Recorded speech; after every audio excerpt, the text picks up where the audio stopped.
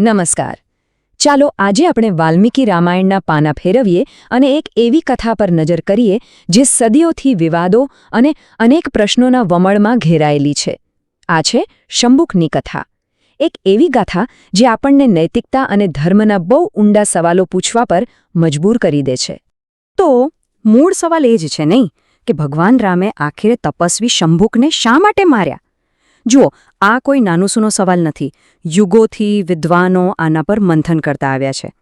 પણ આજે આપણે શું કરવાના છીએ? કોઈ બહારની ટીકા ટિપ્પણી નહીં. ના, આપણે સીધા જ રામાયણના પાનાઓમાં ડૂબકી મારીશું અને જોઈશું કે ખુદ ગ્રંથ આ વિશે શું કહે છે. અને હા, એમાં રહેલા વિરોધાભાસોને પણ સાથે મળીને ખોલીશું. તો આ વાર્તા શરૂ ક્યાંથી થાય છે? એ શરૂ થાય છે રામના આદર્શ રાજ્યમાં એકદમ અણધારી દુર્ઘટનાથી. એક એવી ઘટના જેણે આખા રાજ્યના પાયા હચમચાવી દીધા અને પછી તો ઘટનાઓનો એક એવો સિલસિલો શરૂ થયો જેનો અંત ખૂબ જ વિવાદાસ્પદ રહ્યો. અયોધ્યામાં બધું બરાબર ચાલી રહ્યું હતું અને ત્યાં જ એક બ્રાહ્મણના પુત્રનું અકાળે મૃત્યુ થાય છે. હવે એ સમયમાં આ માત્ર એક દુઃખદ ઘટના નહોતી, પણ એક ભયંકર અપશુકન ગણાતું હતું. લોકો એવું માનતા કે રાજ્યમાં જ્યારે રાજાના ધર્મપાલનમાં કોઈ ચૂક થાય ત્યારે જ આવી અકુદરતી ઘટનાઓ બને છે. અને અહીં વાર્તા એકદમ રસપ્રદ વળાંક લે છે. પેલું દુઃખી પિતા એ કોઈ બીજાને નહીં પણ સીધા રાજા રામને દોષી ઠેરવે છે. એ મહેલના દરવાજે આવીને કહે છે, હે રામ, આ પાપ તમારા શાસનમાં થયું છે એટલે આના જવાબદાર તમે છો. આ તો રાજાના ધર્મ પર, એમના કર્તવ્ય પર સીધો જ પ્રહાર હતો. હવે આટલો ગંભીર આરોપ? એનાથી રામ પણ વિચલિત થઈ જાય છે અને સત્યની શોધમાં નીકળે છે. એ પોતાના રાજ્યના સૌથી જ્ઞાની, સૌથી વિદ્વાન ઋષિમુનિઓને ભેગા કરે છે અને બસ એક જ સવાલ પૂછે છે, આ અધર્મનું મૂળ શું છે? ત્યારે દેવર્ષિ નારદ આ રહસ્ય પરથી પડદો ઉઠાવે છે. એમના કહેવા મુજબ આ દુર્ઘટનાનું કારણ એક શુદ્ર તપસ્વી છે જે કઠોર તપ કરી રહ્યો છે. નારદ સમજાવે છે કે ત્રેતાયુગના નિયમ પ્રમાણે શુદ્ર માટે તપસ્યા કરવી એ અધર્મ ગણાય અને આ જ અધર્મને કારણે બ્રહ્માંડનું સંતુલન ખોરવાઈ ગયું છે, જેનું પરિણામ એ આવ્યું કે પેલા બાળકનું મૃત્યુ થયું. આનો સીધો અર્થ શું થયો? એ જ કે શંભુકની પોતાની અંગત આધ્યાત્મિક ખોજને, એની મુક્તિની સાધનાને આખા સમાજની વ્યવસ્થા માટે એક ખતરો માનવામાં આવી. એનું કૃત્ય ભલેને ગમે તેટલું પવિત્ર કેમ ન હોય, પણ તે યુગના સ્થાપિત નિયમોની વિરુદ્ધ હતું. પણ અહીંથી આ કથા વધારે ગૂંચવણભરી બને છે, કેમ કે આ જ રામાયણ ગ્રંથમાં આપણને એવી દલીલો પણ મળે છે જે નારદની વાતને સીધો પડકાર ફેંકે છે. આ એક એવું રહસ્ય છે જે આપણને સત્ય શું છે એના પર ફરીથી વિચારવા મજબૂર કરે છે. ચાલો જોઈએ કેવી રીતે. યાદ કરો, જ્યારે પેલા બ્રાહ્મણે પોતાના દીકરાનું શબ જોયું ત્યારે એના મોઢામાંથી પહેલો સવાલ શું નીકળ્યો હતો? એણે પૂછ્યું હતું, મેં ગયા જન્મમાં એવું તે શું પાપ કર્યું હશે? જુઓ, અહીં તે પોતે જ કર્મના સિદ્ધાંતની વાત કરે છે, જે નારદની દલીલ કરતાં બિલકુલ અલગ દિશામાં જાય છે. પૂર્વજન્મનું કર્મ, આ તો એક ખૂબ જ મૂળભૂત આધ્યાત્મિક સિદ્ધાંત છે, ખરું ને? કે જો કોઈ વ્યક્તિના જીવનમાં સુખ કે દુઃખ આવે તો એ એના પોતાના જ કર્મોનું ફળ છે. તો પછી અહીં એક બહુ મોટો સવાલ ઊભો થાય છે.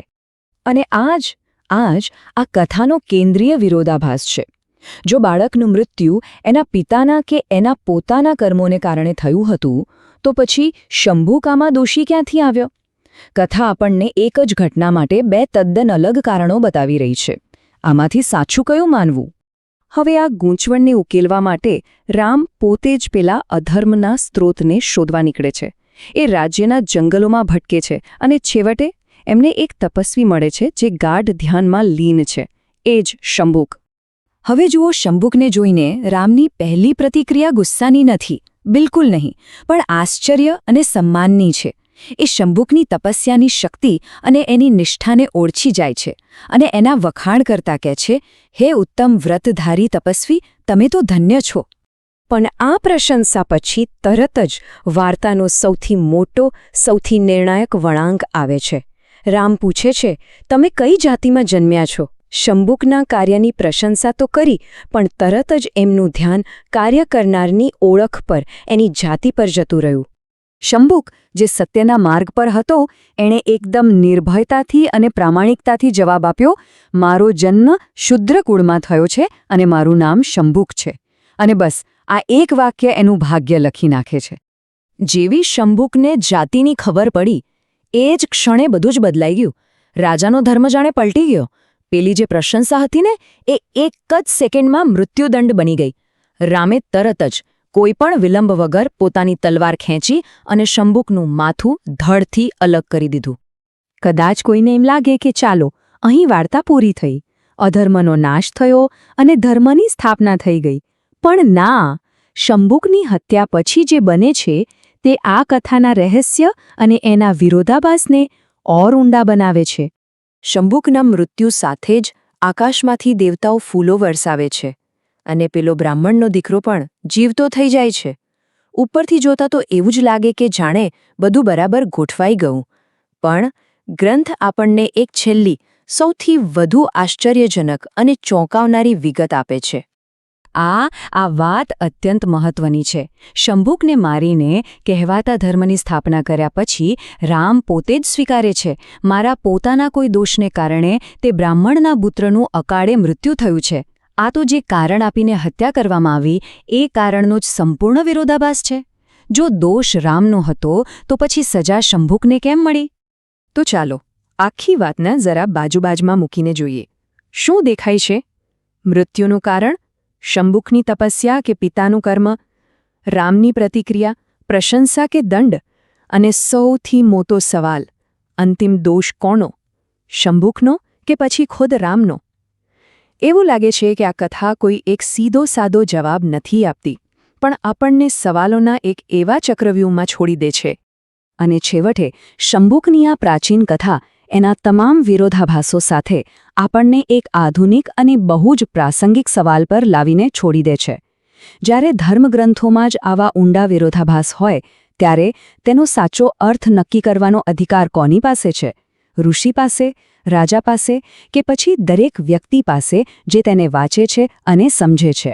આ પ્રશ્નનો જવાબ આજે પણ એટલો જ મહત્વનો છે જેટલો ત્યારે હતો.